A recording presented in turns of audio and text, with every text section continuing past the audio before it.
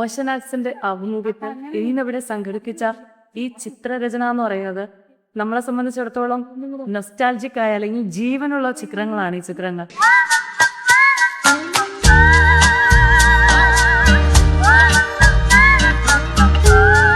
നിങ്ങൾക്ക് കാണാൻ സാധിക്കും ഇതിൽ ഒരു പിക്ചർ പോലും ഓരോ ചിത്രങ്ങളും ഓരോരോ ഓർമ്മകളാണ് നമുക്ക് സമ്മാനിക്കുന്നത്.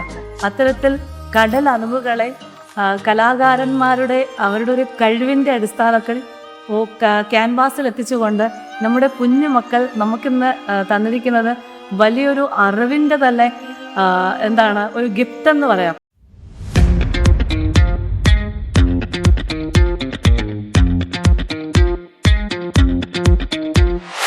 ഇവിടെ ഒരു ധീരമുണ്ടായിരുന്നു എന്ന് പറയേണ്ടി വരുന്ന അഞ്ചുതെങ്ങ് നിവാസികൾ ഉള്ള ഒരു കാലഘട്ടത്തിലാണ് ബ്ലൂ ഗ്രീൻ സംഘടിപ്പിക്കുന്ന ഈ ഒരു പോസ്റ്റൽ എക്സിബിഷൻ ഇവിടെ നിന്നാണ്.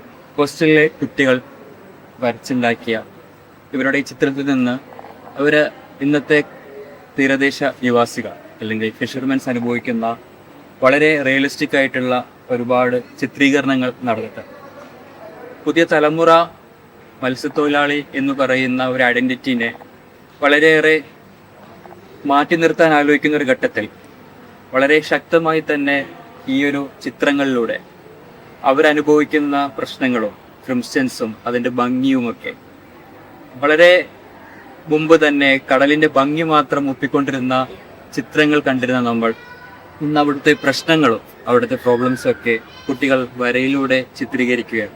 കഴിവ് വളരെയേറെ ഉണ്ടായിരുന്നിട്ടും സ്കൂൾ എഡ്യൂക്കേഷൻ കൊണ്ടോ അല്ലെങ്കിൽ സോക്കോൾഡ് നമ്മൾ പറയപ്പെടുന്ന ഇവിടുത്തെ കരിക്കുലങ്ങൾ കൊണ്ടോ അന്യമാക്കപ്പെട്ടു പോയിട്ടുള്ള ഇവരുടെ ഈ കഴിവുകൾ തിരിച്ചു കൊണ്ടുവരികയാണ് ബ്ലൂ ഗ്രീൻ എന്ന് പറയുന്ന സംഘടന ഈ ഒരു എക്സിബിഷൻ സംഘടിപ്പിക്കുന്നതിലൂടെ ഉദ്ദേശിക്കുന്നത്.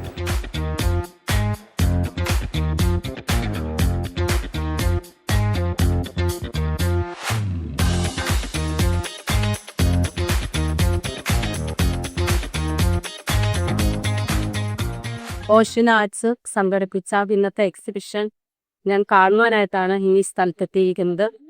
വളരെ ഭംഗിയായിട്ട് നല്ല അടുത്തും ചിട്ടയോടുകൂടെ തയ്യാറാക്കിയിരിക്കുകയാണ് ഈ റൂമിൽ. ഓരോ ചിത്രങ്ങളും ഒന്നിനൊന്ന് മികച്ച രീതിയിലാണ് ഒരുക്കിയിരിക്കുന്നത്. ഓഷൻ ആർട്സ് തീരദേശ പ്രദേശത്തെ കുട്ടികളെ വളർത്തുന്നതിനായി അവരിൽ അന്തർലീനമായിരിക്കുന്ന അഭിരുചി കണ്ടെത്തുകയും അതിനെ വളർത്താനായിട്ട് കക്ഷീണം പരിശ്രമിക്കുകയും ചെയ്യുന്ന ബ്ലൂ ഗ്രീൻ ഗ്രൂപ്പിന് ആ ടീമംഗങ്ങൾക്ക് എൻ്റെ ഹൃദയത്തിൻ്റെ ഭാഷയിൽ നന്ദി അർപ്പിക്കുന്നു.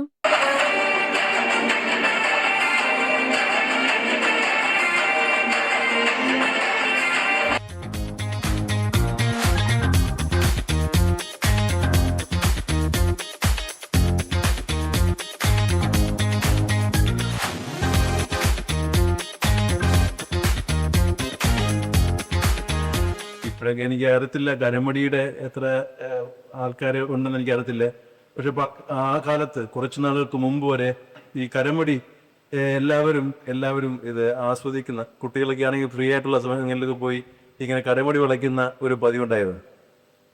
അപ്പം നമ്മളും എന്തെങ്കിലുമൊക്കെ വെറുതെ എന്തെങ്കിലും രസത്തിന് വേണ്ടി ചിലപ്പോൾ അവിടെ പോവും. അപ്പോൾ അവരുടെ കൂടെ പോയി കുറേ കമ്പ വലിക്കും. എന്തെങ്കിലുമൊക്കെ അവിടെ ഉണ്ടെങ്കിൽ വല്ല മീനും കിട്ടുകയാണെങ്കിൽ അതിനെ വിറ്റിട്ട് അവിടെ മാങ്ങ ഒക്കെ കിട്ടും. അപ്പം അത് കഴിച്ചതൊക്കെ ഞാനിപ്പോഴും ഓർമ്മിക്കുന്നുണ്ട്. എൻ്റെ ഓർമ്മയിൽ വരുന്നത് ചില അവസരങ്ങളിൽ ഈ ഉണക്കാനായിട്ടൊക്കെ നമ്മൾ സഹായിക്കും.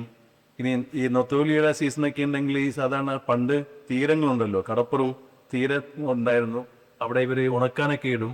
പിന്നെ നമ്മൾ പോയി അത് അത് ഉണങ്ങി കഴിഞ്ഞ് വൈകുന്നേരമൊക്കെ അതിനെ ഒന്ന് ഒരുമിച്ച് കൂട്ടി അവരെ സഹായിച്ച് പെട്ടിയിലൊക്കെ ആക്കാനായിട്ട് ശ്രമിക്കും.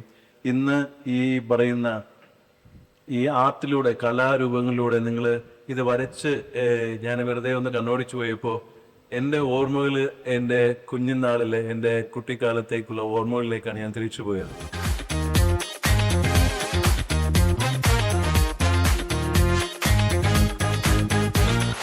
ഇവിടെ വന്നപ്പോൾ മുതൽ